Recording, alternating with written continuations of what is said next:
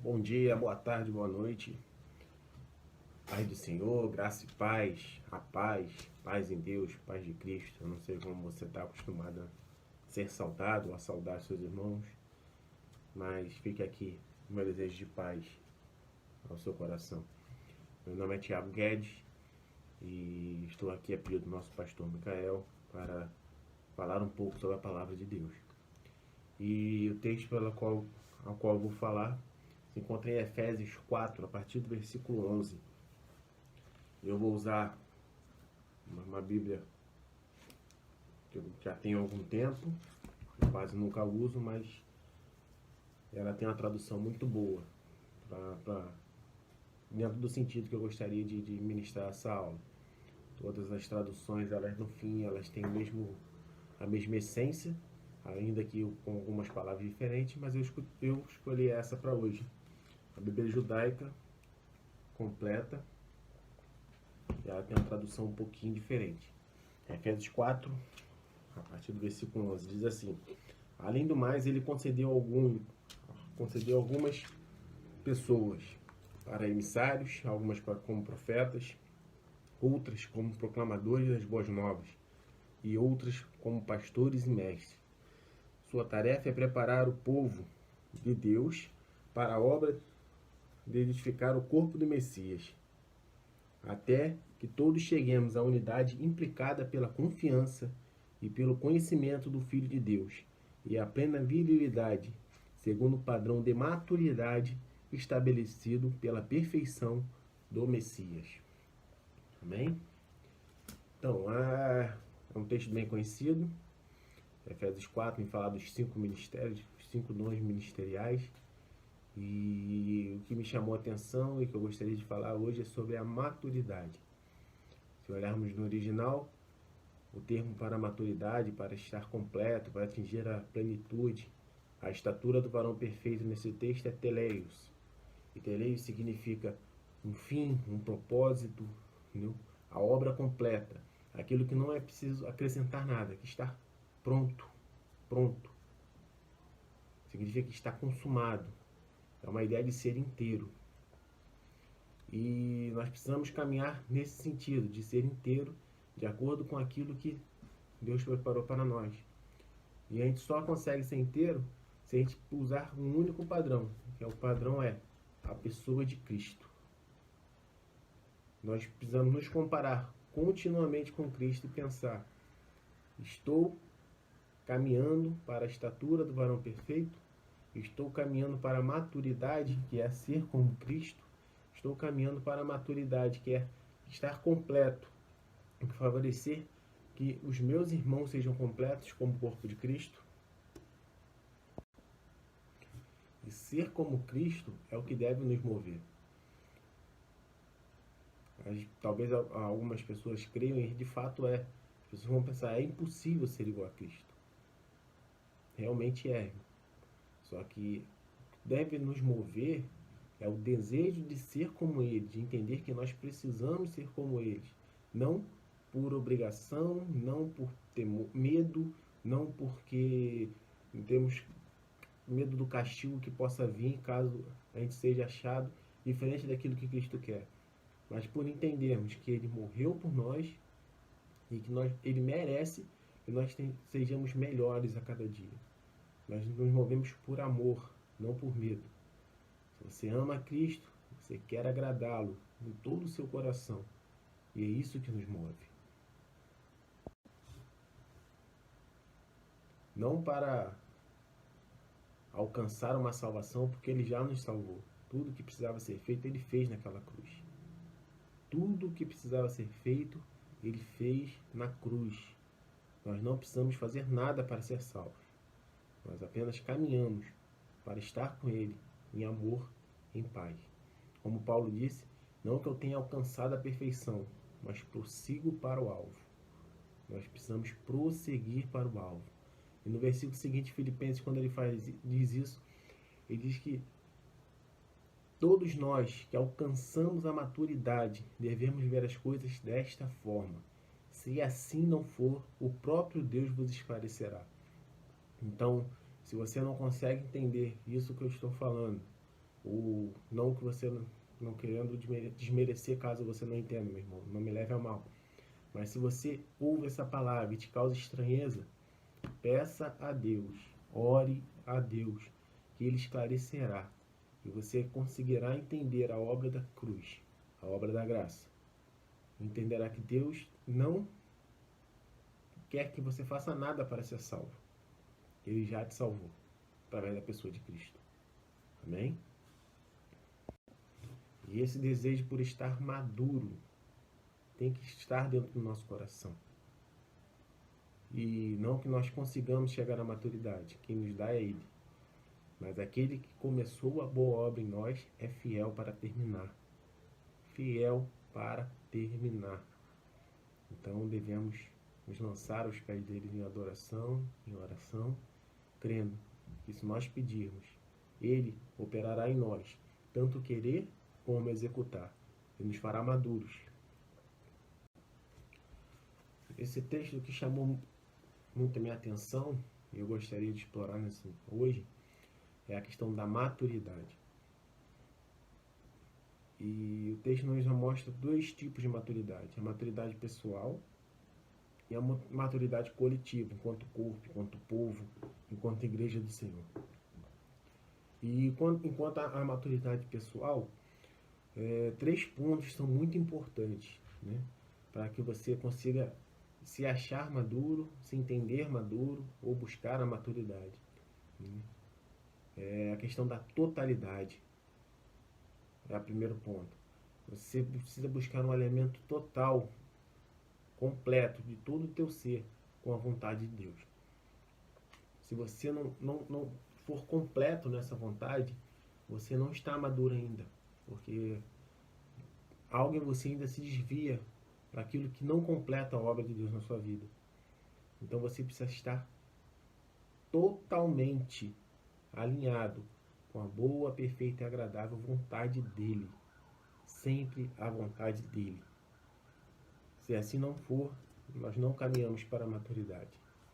O segundo ponto é o entendimento pleno. Não quer dizer que ao entender plenamente a vontade de Deus, plenamente a sua obra, plenamente a obra da cruz ou a graça, que você não vai errar. Não é isso. Mas se você entende o que Deus espera de você, se você entende o que a obra da cruz, o que a graça significa na sua vida, ainda que você erre, você vai voltar sempre ao ponto inicial. Você vai estar sempre voltando aos pés da cruz. Você vai estar sempre se redimindo de coração diante dele, em arrependimento, entendendo que, por mais que você erre, você precisa continuar tentando e agradando aquele que te arregimentou para o seu reino. Amém? E o terceiro ponto para uma maturidade pessoal completa é o estado de prontidão. Você, a pessoa madura, ela entende o seu papel, ela entende o que ela precisa fazer. Ela não faz o que ela quer, ela faz o que é preciso. Sempre o que é preciso. Porque o menino ele age por pirraça, o menino ele age porque pelas coisas que agradam a sua carne, pelas coisas que agradam a sua vida. Mas o homem, em sua estatura de varão, pronto para fazer tudo que deve fazer, ele age pela necessidade de fazer algo. Ele entende que precisa fazer algo. Ele entende que precisa tomar uma postura. E assim, tomando essa postura, ele se acha maduro. Porque ele consegue deixar as suas vontades de lado para fazer aquilo que é esperado. E não se engane, maturidade não tem nada a ver com a idade. Você vai encontrar, às vezes, pessoas novas em idade e altamente maduras.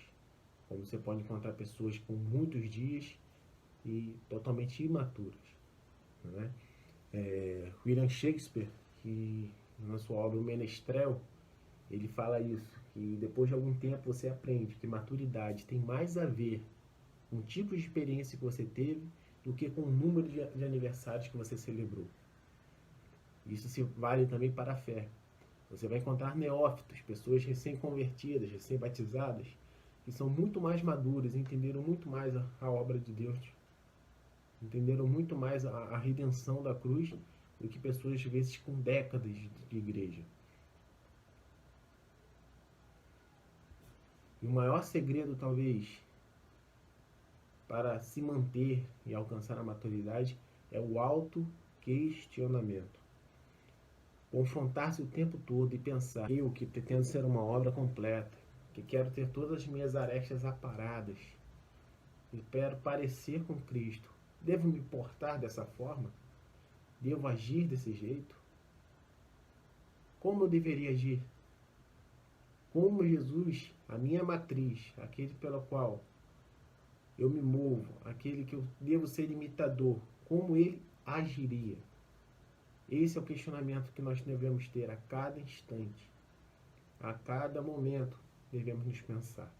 Devemos pensar nessa forma e buscar o entendimento e agir como Cristo agia. O padre Fábio de Mello, um dos grandes pensadores cristãos da nossa época, apesar de ter uma profissão de fé diferente da nossa, é cristão, é um homem de Deus, e em seus escritos ele diz algo sobre a maturidade, que é assim: devemos nos questionar a todo momento quanto à nossa maturidade. A santidade começa na autenticidade. Um ser maduro em Deus, uma pessoa madura em Deus, ela anseia e deseja que a sua essência está por dentro seja mais importante que o seu exterior. Como falei no início, há também um amadurecimento coletivo, né? E tanto o amadurecimento pessoal como o coletivo, eles são interdependentes. Nós só conseguimos ter uma igreja amadurecida, um povo amadurecido, se cada um se comprometer com o amadurecimento pessoal. E o amadurecimento pessoal também está ligado ao coletivo. Porque se nós temos uma igreja coletivamente madura, aqueles que estão se achegando à fé tendem a amadurecer com mais facilidade, seguir bons exemplos e todos estarem na mesma sintonia. Nesse ponto, Cristo é o amadurecimento da raça humana. Deus sempre tratou o seu povo com unidade. Seria incoerente pensar que a nossa caminhada é unicamente individual. Ele tinha um povo chamado Israel. Hoje ele tem uma igreja, independente de sua placa, de sua denominação. Um povo também, uma igreja, um corpo de Cristo. Havia uma realidade no antigo pacto e hoje nós vivemos um novo pacto. Nós tínhamos a lei, agora nós temos a graça.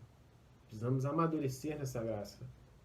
Não é incomum encontrar pessoas que são cristãs, mas baseiam sua fé basicamente e unicamente na lei, sem entender a obra de Cristo. Dizem que Cristo salva, cura, liberta, mas não se permitem ser salvas e curadas, muito menos libertas. Trocaram apenas a escravidão. De fato, eles deixaram de ser escravos do pecado, da vida de qualquer forma lá fora, mas hoje se tornaram escravos da religião. Se a gente pensar friamente, é melhor que seja escravo da religião dentro da igreja do que lá fora, né? Pelo menos eles estão tentando fazer o que é correto. Mas há algo mais, há algo mais. O sacerdócio de Cristo é algo muito mais excelente do que nós tínhamos na lei. O livro de Hebreus vai mostrar isso claramente. E assim como lá no primeiro século já havia uma onda judaizante, isso se repete hoje.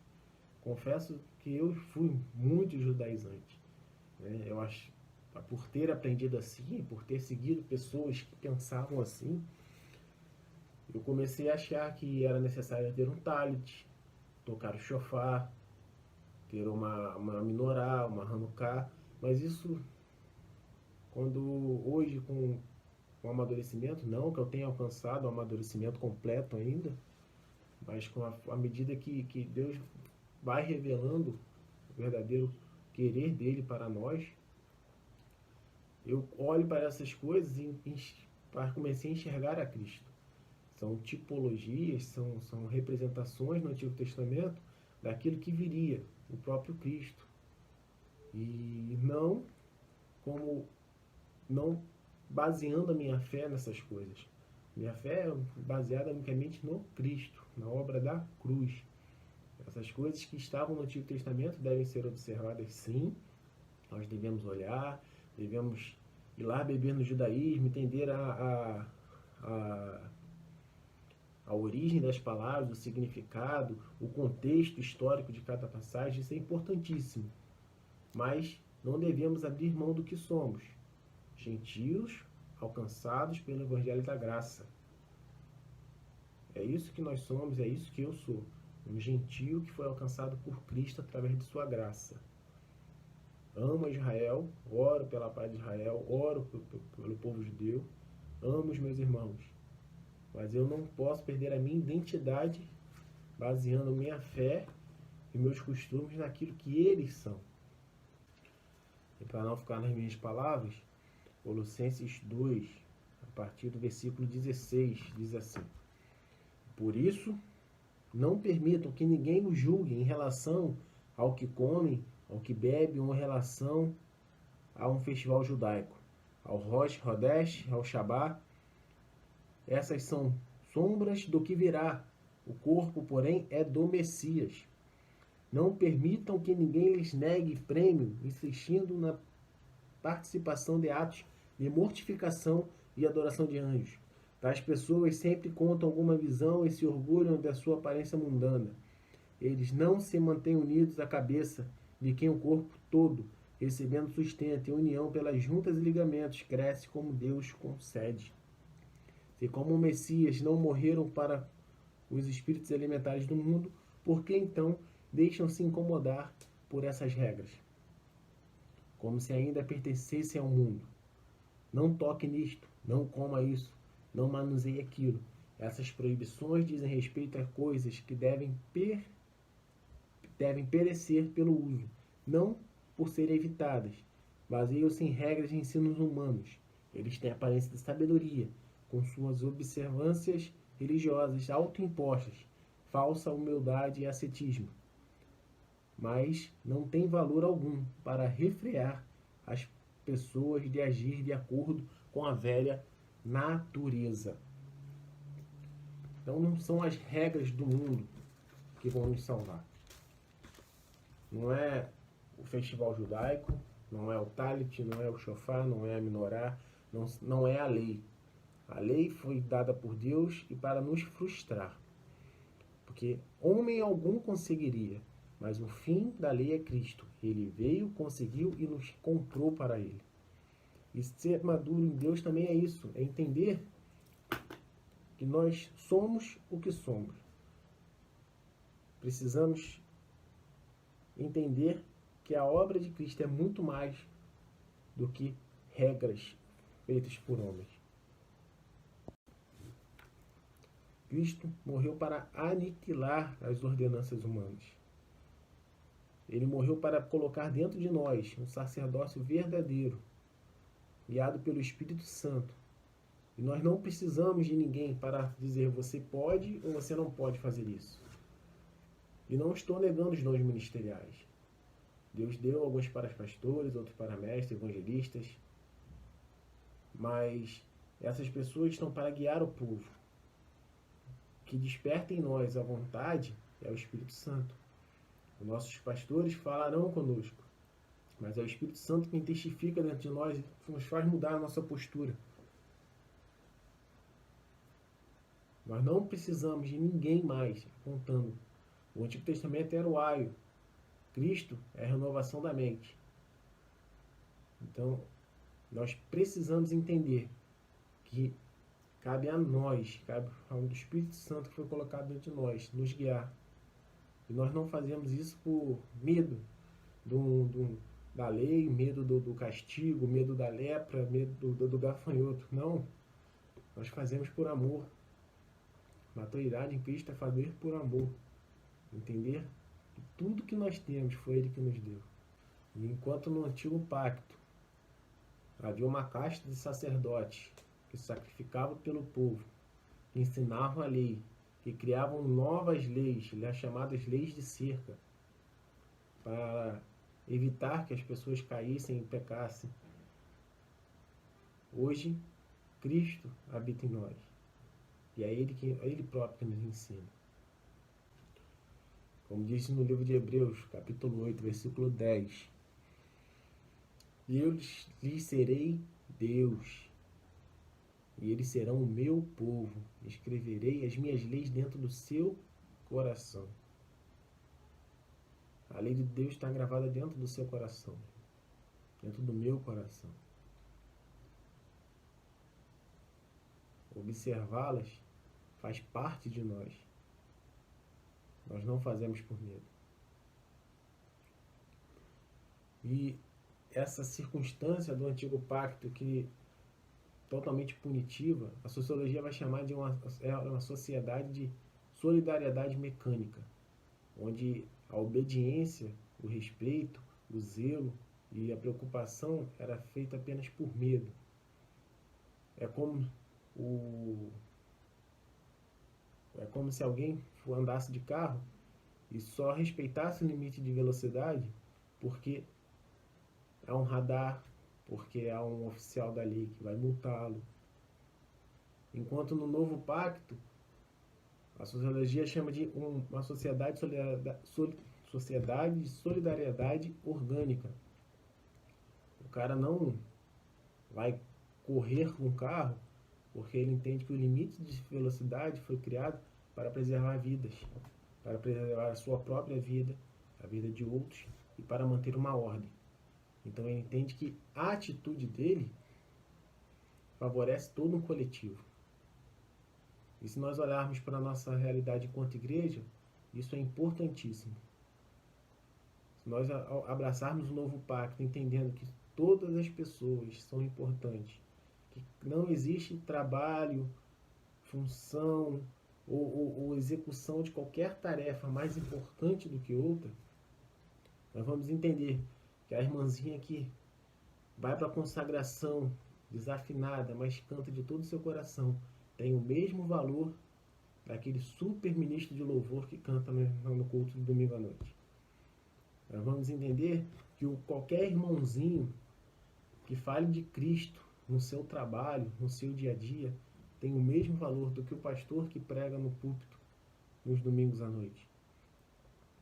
Todos nós somos interdependentes. Esse é o corpo de Cristo. Nosso pastor fala muito sobre o Cristo corporativo. Nós somos o corpo de Cristo se movendo pela terra. E como Paulo escreveu, não existe membro mais ou menos importante, tanto membros de honra como de desonra. Todos são importantes. Experimenta. Você conhece alguém que falte um dedo no corpo que seja. Esse dedo faz uma falta tremenda. E assim devemos ser nós, enquanto corpo de Cristo, amadurecendo e entendendo que somos todos importantes uns com os outros para que o corpo esteja bem ajustado e nós possamos prosseguir para o alvo. E eu tenho certeza, irmãos, que a hora que todos nós, ou a maioria de nós, a grande parte de nós, entender essa inter-relação entre os membros, entender que nós somos um só, aí nós vamos experimentar as promessas do Salmo 133. Com bom e com suave é que os irmãos vivem em união. É como óleo que desce pela cabeça, pelas vestes, pela barba, pela orla das vestes de Arão. E Deus lançará prosperidade. E não é prosperidade financeira. Uma vez que o corpo esteja ajustado, uma vez que nós estejamos unidos num só propósito, debaixo de uma só ordenança, Deus vai manifestar a sua glória de tal forma, nós vamos experimentar coisas que nós nunca vimos. Mas isso só será possível no dia que estivermos ajustados como corpo. E o novo pacto, a obra de Cristo faz isso. Ainda que nosso trabalho dentro do corpo pareça pequeno, nós deixamos de ser aquele cara na linha de montagem, na linha de produção de alguma coisa, que só aperta um parafuso. Ainda que nós continuemos apertando um parafuso, nós passamos a entender que nós fazemos parte de algo muito maior que está sendo construído. Você se sente parte integrante de algo maravilhoso, que é o plano da salvação. Foi Cristo vir à Terra, morrer para alcançar a todos nós. E ainda que nossa missão pareça pequena, ela é de extrema importância. É ela que garante o seu galardão, é ela que garante a sua recompensa, aquilo que Deus tem preparado para você. Não importa se você fez, se Deus te levantou para salvar uma alma, para encontrar uma pessoa, se Ele te levantou para você tomar conta de uma igreja com 5 membros ou com uma de 5.000. É o que Ele te deu. E se você executa bem o que Ele te deu, o seu galardão será alcançado.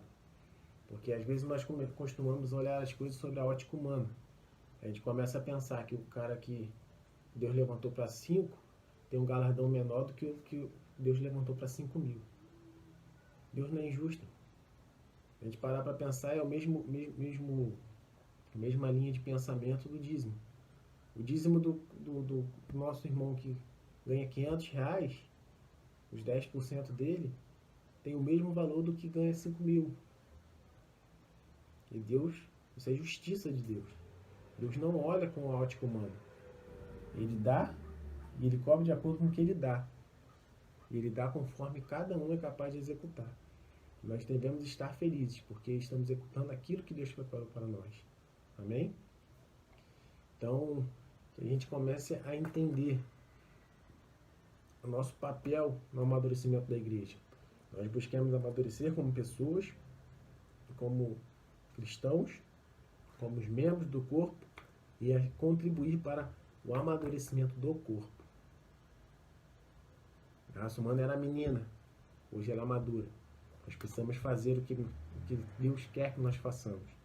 Entender que nós fazemos parte de algo maior, para ajustar o corpo, para contribuir para que a raça humana seja completa em Cristo. Uma vez nós completos como igreja, alcançar aqueles que não conhecem a Cristo será muito fácil.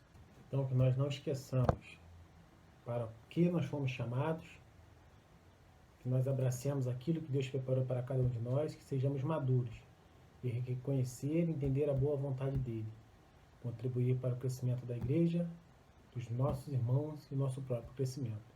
Amém. Deus abençoe.